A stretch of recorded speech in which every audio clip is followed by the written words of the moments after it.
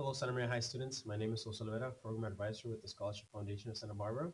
We're going to be going over a couple steps to help you students, seniors, apply for the Scholarship Foundation. So you first want to start by visiting our website, which is sbscholarship.org. You're going to come across this screen. It's our homepage. You're welcome to browse through it, read about us and about our scholarship programs. When you're ready, you want to hover around above students, select apply for a scholarship, and then it's going to take you to this page. Make sure you read carefully all these guidelines and eligibility requirements so that you know that you're eligible to apply for our scholarship foundation. Once you're ready, you want to click here and you're applying to the 2016-2017 academic school year, which is next academic school year. You're going to be starting as a college freshman, okay? So click here. For those of you who already have an account, you just simply register your email and the password you created and you sign in, continue working on your scholarship application. For those of you who are brand new and are barely creating an account, you want to sign up and you're going to be prompted to enter your full name and email address. And remember to use your personal email address. You do not want to use the school email address because probably you will not have that after June of this year. So you want to create a password and double check it by confirming it. You do not need an avatar, which is pretty much a picture of yourself, and the time zone is US Pacific. After you're done with this page, you want to select register, and you will receive an email address.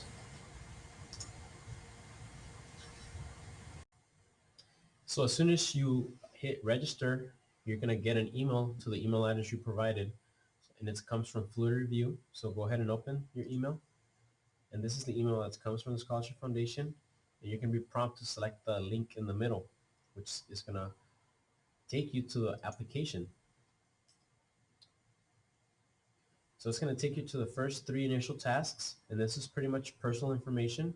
You want to start with your profile, so go ahead and hit start on your profile and pretty much start inputting your personal information like name, address, your phone number. And it's really important to remember that we have to include the contact information of a person that does not live in your house. It can be a relative, a family friend, or even a really close friend of yours. So once you're done with this task, you want to save and exit and go back to account and go ahead and start the next task, which is your citizenship status. So go ahead and start it and select citizenship status and indicate the one that applies to you. Remember that U.S. citizens and permanent residents do have a Social Security, so be ready to input it correctly the first time because this task will be locked after you input your Social Security.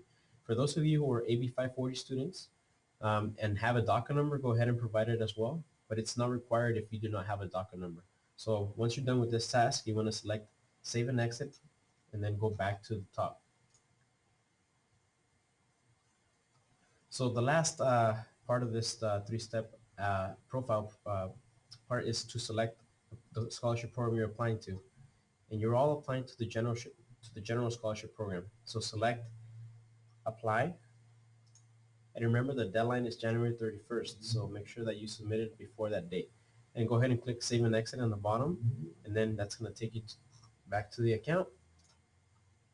So as soon as you finish these three tasks, right in the bottom of this page, there's going to be a new link that's going to take you to the application. So you want to select edit or select on the link of the application. So once you select the link or edit, it's going to take you to the screen. And this screen has all the tasks that you need to complete by January 31st in order for you to be eligible or be considered for the scholarship application. I'm quickly going over each task. So you want to start with the first one. So application status, you want to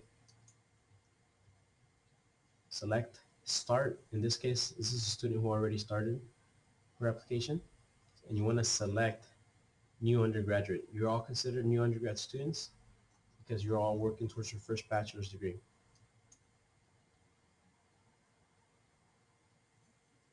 Second task is getting a letter of recommendation. Remember, you're going to need two letters. One of them has to be academic, so a school teacher, counselor, principal, and the other one an extracurricular or employer.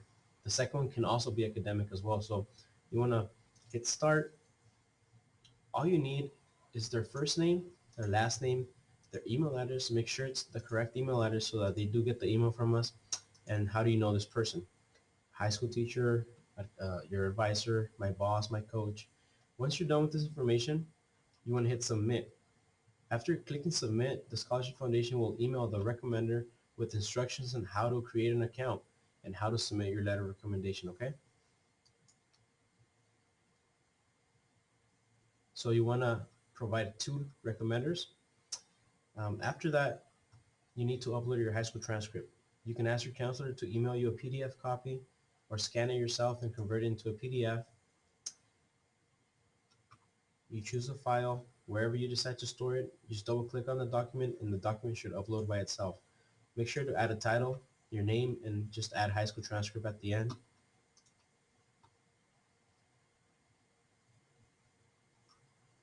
The next thing you need to do is report what your GPA is. So remember, you are reporting your academic, which is your 10 to 12 weighted GPA.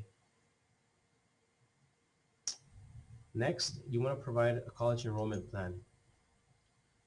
So you need to list your top 3 colleges. If you know that you're going to be going to a community college, you want to type in Ellen Hancock, Cuesta College, or whatever community college you're going to. Make sure you select community college or 4-year private or public. And for those of you who applied to any UCs or Cal States and still don't know your acceptance, you want to select currently unknown. You want to provide us with your expected graduation date, which is typically 4 years out. So select June of 2020. So after completing this task, you want to go ahead and move on with family financial statement. At this task, you will need to provide your parents' date of birth and your parents' income. Remember that we take estimates. They do not need to be exact amounts. This next task is pretty much you listing your honors, your activities, your community service, and if you have a job, your employment.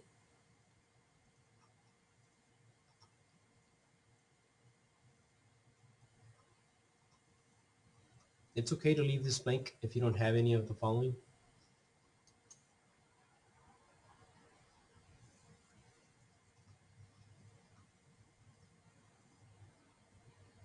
This is a very important task. It's called donor matching list. Make sure that you carefully read all of these that apply. So if it's asking about yourself, you want to make sure that you select all of these. These are all criteria for which you can get scholarships for, okay? So make sure that you carefully select all the ones that apply to yourself.